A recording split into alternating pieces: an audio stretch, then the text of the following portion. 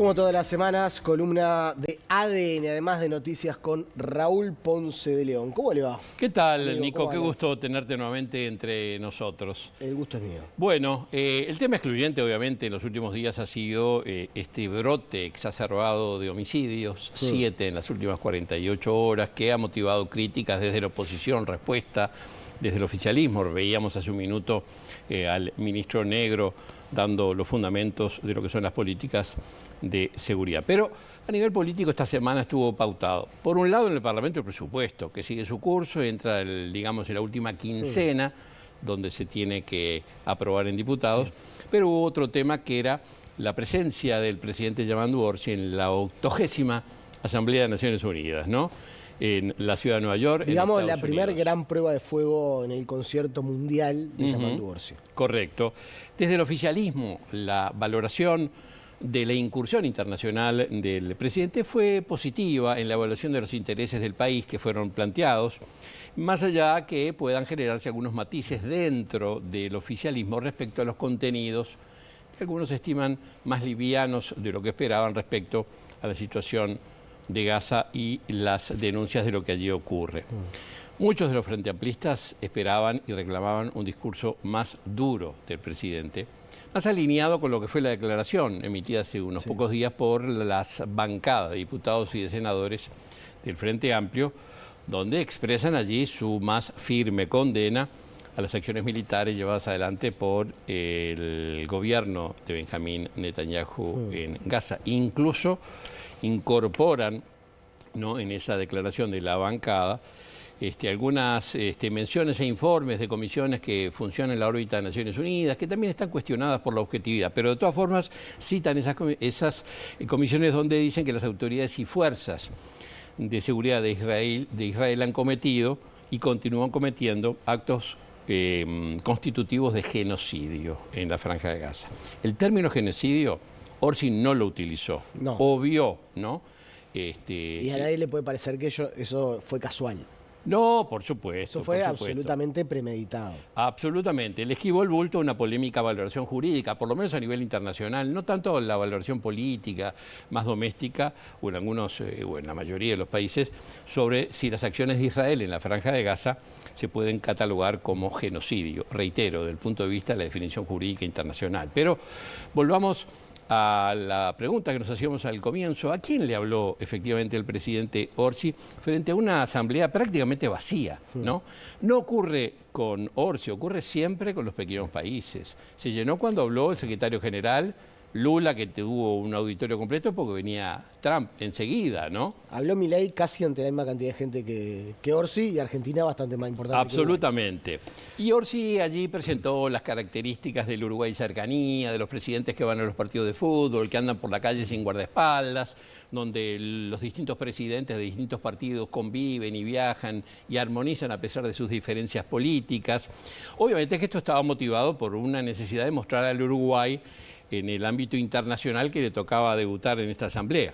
Pero volviendo a nuestro país, a la interna frente amplista quedó gusto a poco el enfoque que el presidente hizo, como decíamos, sobre el conflicto de Gaza. Aunque si bien realizó críticas, fueron con un perfil moderado, ¿no? Que es obvio que lo que está ocurriendo allí es un horror, ¿no? La reacción de la oposición dejó pasar, no dio muchos reconocimientos positivos a lo que dijo el presidente. Las reuniones bilaterales que Orsi ha tenido fueron en sintonía con la ideología, ¿no? Porque se reunió con Lula, se reunió con Petro, se reunió con Boric, se reunió con Pedro Sánchez, donde en esos encuentros hay más afinidad política e ideológica que posibilidades comerciales o de obtener logros relevantes. Orsi hizo algunos destaques, ¿no? Que Estados Unidos es el principal destino de los servicios, la exportación de servicios del Uruguay, Estados Unidos. China es el principal destino de los bienes uruguayos y la Unión Europea es el origen principal de las inversiones que se dan en nuestro país. Estuvo el ministro O'Donnell, el ministro de Economía, acompañando a O'Donnell en algunas presentaciones, en algunos ámbitos privados, tratando de darle solvencia a la presentación sobre la situación económica y las perspectivas. Yo siempre digo, ¿no? Cuando algo está muy claro, no es necesario aclararlo. Ajá. El gobierno insistentemente, lo reconoce el propio Orsi, Sí. el mensaje presupuestal genera inquietud, lo que lleva a que el gobierno esté aclarando un día sí y otro también lo que es el alcance de lo que quiere hacer con el impuesto a las multinacionales. Yo creo que Hay ruido.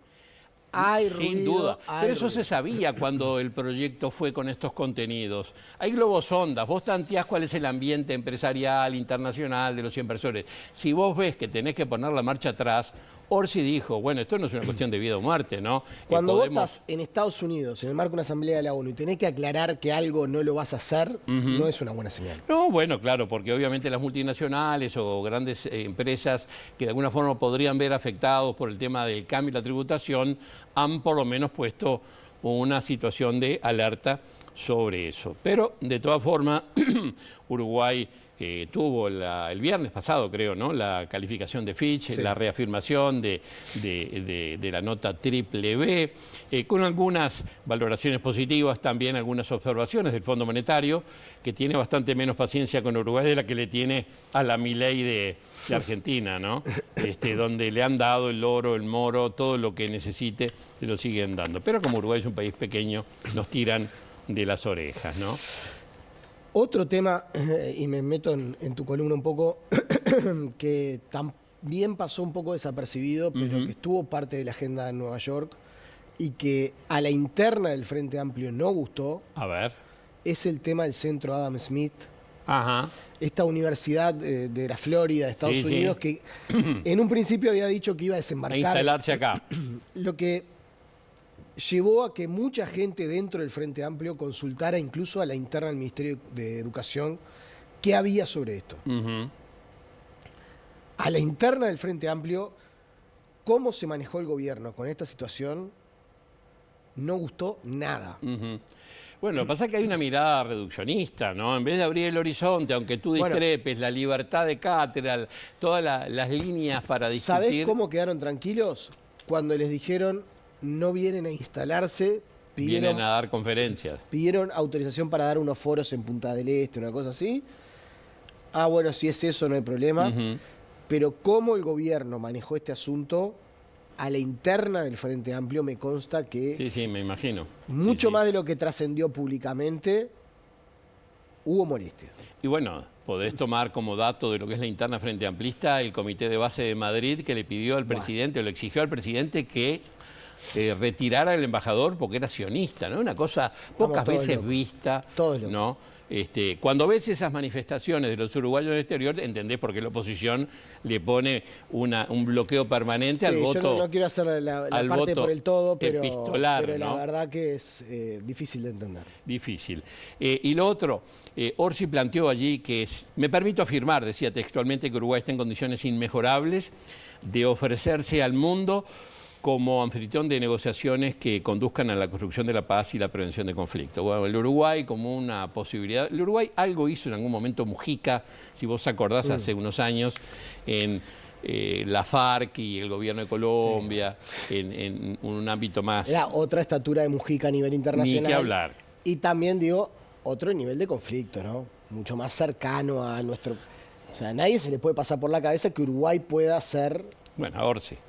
Lo ofreció, ¿no?